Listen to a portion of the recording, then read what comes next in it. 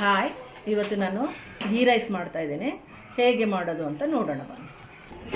Stove on ಮಾಡಿಬಿಟ್ಟು 2 table ಸ್ಪೂನಷ್ಟು ತುಪ್ಪ ಹಾಕ್ಕೊಳ್ತಾ ಇದ್ದೀನಿ. ನಂತರ ಕ್ಯಾಶ್ಯೂ ನಟ್ ಹಾಕ್ಕೊಳ್ತಾ ಇದ್ದೀನಿ.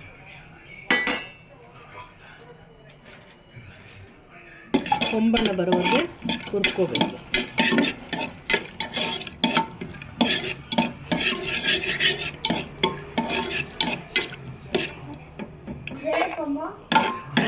ಏನು ಮಾಡಬೇಕಮ್ಮ ತಗೊಳ್ತಾ ಇದ್ದೀನಿ.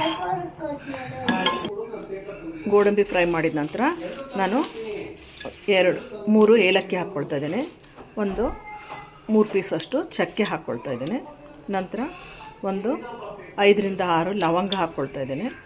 ನಂತರ 8 ರಿಂದ 10 ಕಾಳು ಮೆಣಸನ್ನು ಹಾಕ್ಕೊಳ್ತಾ ಇದ್ದೇನೆ. ನಂತರ ಬೆಳ್ಳುಳ್ಳಿ 8 ರಿಂದ 10 ಬೆಳ್ಳುಳ್ಳಿ ಹಾಕ್ಕೊಳ್ತಾ ಇದ್ದೀನಿ.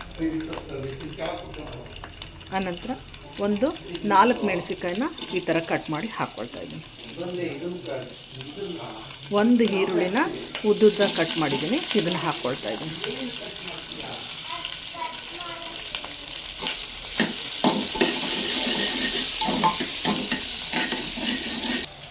ಒಂದು ಇಂಚಷ್ಟು ಶುಂಠಿಯನ್ನು ನಾನು ತೊರ್ಲ ಕುಟ್ಬಿಟ್ಟು ಹಾಕ್ಕೊಳ್ತಾ ಇದ್ದೀನಿ.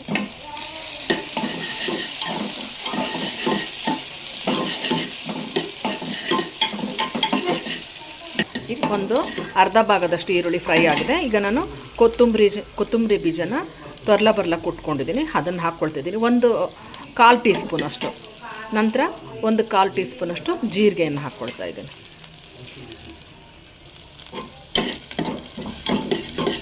ನಂತರ ಸ್ವಲ್ಪ ಪುದೀನ ಸೊಪ್ಪನ್ನು ಹಾಕ್ಕೊಳ್ತಾ ಇದ್ದೀನಿ.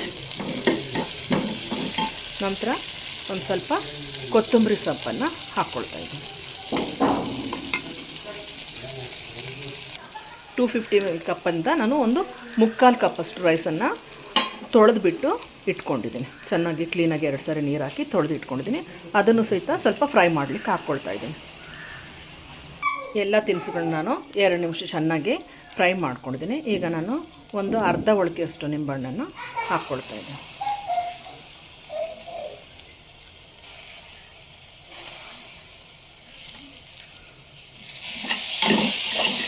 ನಂತರ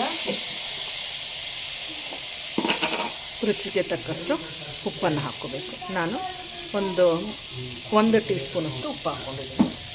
ನಂತರ ಇದರಿಂದ 1/2 ಕಪ್ಪಷ್ಟು ನೀರು ಹಾಕ್ಕೊಳ್ತೇನೆ. 1 ಕಪ್ಪು 1/2 ಕಪ್ ನೀರು.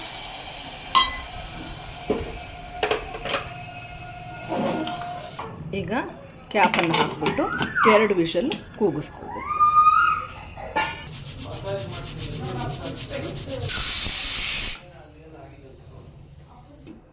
ಈಗ ಕುಕ್ಕರು 2 ವಿಷಲಾಗಿ ಸ್ಟೀಮ್ ಹೋಗಿದೆ. ನಾನೀಗ ಓಪನ್ ಮಾಡ್ಕೊಳ್ತಾ ಇದ್ದೀನಿ.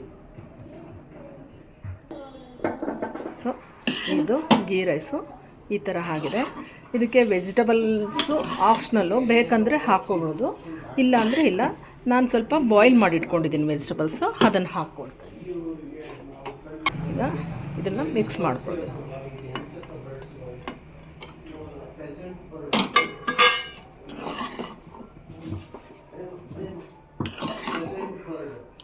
ಬಿಸಿ ಬಿಸಿ ಗೀ ರೈಸ್ ರೆಡಿ ಆಗಿದೆ. ಇದಕ್ಕೆ ನಾನು ಸ್ವಲ್ಪ ಮತ್ತೆ ಕ್ಯಾಶ್ಯೂ ನಟ್ ಫ್ರೈ ಮಾಡಿರೋದನ್ನು ಹಾಕ್ಕೊಳ್ತಾ ಇದ್ದೇನೆ. ಈಗ ಸರ್ವಿಂಗ್ ಬೌಲ್ಗೆ ಹಾಕ್ಕೊಳ್ತೇನೆ.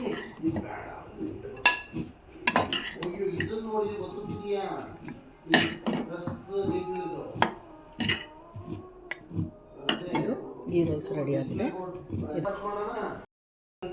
ಈಗ ಗೀ ರೈಸು ರೆಡಿ ಆಗಿದೆ. ಸೊ ನೀವು ಮನೆಯಲ್ಲಿ ಇದೇ ಥರ ಒಮ್ಮೆ ಗೀ ರೈಸನ್ನು ಮಾಡಿ ಟೇಸ್ಟ್ ಮಾಡಿ ನೋಡಿ. ಲೈಕ್ ಮಾಡಿ, ಶೇರ್ ಮಾಡಿ, ಕಾಮೆಂಟ್ ಮಾಡಿ. Bye bye. Thank you.